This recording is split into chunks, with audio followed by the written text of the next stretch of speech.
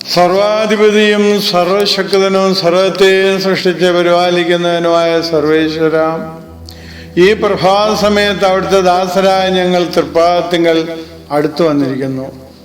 ദൈവമേ, നിന്റെ കൃപയും പ്രകാരം എന്നോട് കരുണ ചെയ്യണമേ. നിന്റെ കരുണയുടെ ബഹുത്വം പ്രകാരം എൻ്റെ പാവങ്ങൾ മായ്ക്കണമേ. കർത്താവിനാൽ അനുഗ്രഹിതരെ, 51-ാം സങ്കീർത്തനം 1-ാം വാക്യമാണ് പ്രാർത്ഥനയുടെ അവസാനം ചൊല്ലിയത്. അത് നമുക്ക് സുപരിചിതവും ഹൃദ്യവുമാണ്. കാരണം തെറ്റിൽ വീണുപോയ ദാവീദ് രാജാവിൻ്റെ ഹൃദയത്തിൻ്റെ അടിത്തട്ടിൽ നിന്ന് ഉയരുന്ന പ്രായശ്ചിത്തത്തിൻ്റെയും വിലാപത്തിൻ്റെയും ഗീതമാണിത്. തൻ്റെ സ്വർഗീയതാവിൽ നിന്ന് മാനസികവും ശാരീരികവുമായും അകലുവാൻ ഇടവരുത്തിയ പാവത്തെക്കുറിച്ചുള്ള അഗാധമായ പശ്ചാത്താപം ഇതിലുണ്ട്. ഇത് യാന്ത്രികമല്ല, ഭാവനയിൽ നിന്ന് എഴുതിയതുമല്ല. അതുകൊണ്ട് തന്നെ ഇത് ഏതൊരു അനുഭവിക്കുന്ന പാപിക്കും ഉപയോഗപ്രദവും ആണ്. മാത്രമല്ല, ആരാധനയിൽ നിൽക്കുന്ന ഏതൊരു മന്മേനെയും കൂടുതൽ ദൈവത്തോട് അടുപ്പിക്കുവാൻ പര്യാപ്തവുമാണ്. അതുകൊണ്ട് തന്നെ സഭയുടെ മുഖ്യ പ്രാർത്ഥനകളിലും എല്ലാ കൂദാശകളിലും ഇത് പ്രഥമഗണനീയമായി ആലപിക്കുന്നു.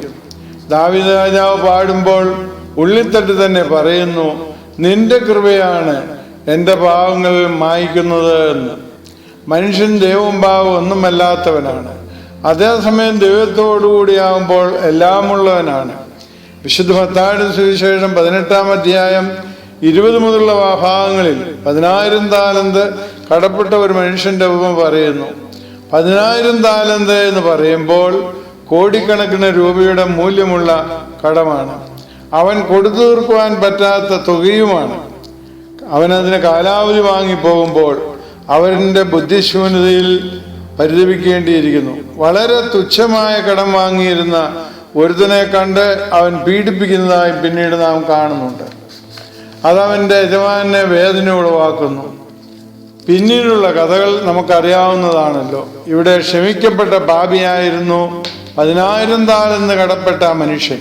പക്ഷേ കൂട്ടുദാസന്റെ കുഞ്ഞു കടം പൊറുക്കുവാൻ അവന് മനസ്സില്ലായിരുന്നു. ഇവിടെ നാം കർത്താവിൻ്റെ വാക്കിൽ നിന്ന് അറിയേണ്ടത്, നമ്മിൽ ഉണ്ടാകുന്ന എത്ര വലിയ കടമായാലും പാപമായാലും ക്ഷമിക്കുന്നവനാണ് നമ്മുടെ സ്വർഗീയ പിതാവ്. അതുപോലെ തന്നെ നമ്മുടെ സഹോദരങ്ങളോടും നാം ക്ഷമിക്കണം. ദാവീദ് തനിക്ക് കിട്ടിയ ക്ഷമയുടെ അംഗീകാരത്തിൽ ആനന്ദനൃത്തം ആടി ദൈവത്തെ സ്തുതിക്കുന്നത് പോലെ നമുക്കും ദൈവമുമ്പാകെ തലകളെ വണക്കി പ്രാർത്ഥിക്കാം. സ്വർഗീയനായ ഞങ്ങളുടെ നാഥ, ഞങ്ങളുടെ കടക്കാരോട് ഞങ്ങൾ ക്ഷമിച്ചതുപോലെ ഞങ്ങളുടെ കടങ്ങളും പാപങ്ങളും ഞങ്ങളോട് ക്ഷമിക്കണമേ. പരീക്ഷയിലേക്ക് ഞങ്ങളെ പ്രവേശിപ്പിക്കരുത്, പിന്നെയോ ദുഷ്ടനിൽ നിന്ന് ഞങ്ങളെ രക്ഷിച്ചു കൊള്ളണമേ. എന്തുകൊണ്ടെന്നാൽ രാജ്യവും ശക്തിയും മഹത്വവും എന്നേക്കും നിനക്കുള്ളതാവുന്നു. പുത്ര പരിശുദ്ധാത്മാവായ ദൈവത്തിന്റെ കൃപ അനുഗ്രഹങ്ങളും നാം എല്ലാവരുടെ മേലും സദാ വർദ്ധിച്ചിരിക്കുമാറാകട്ടെ.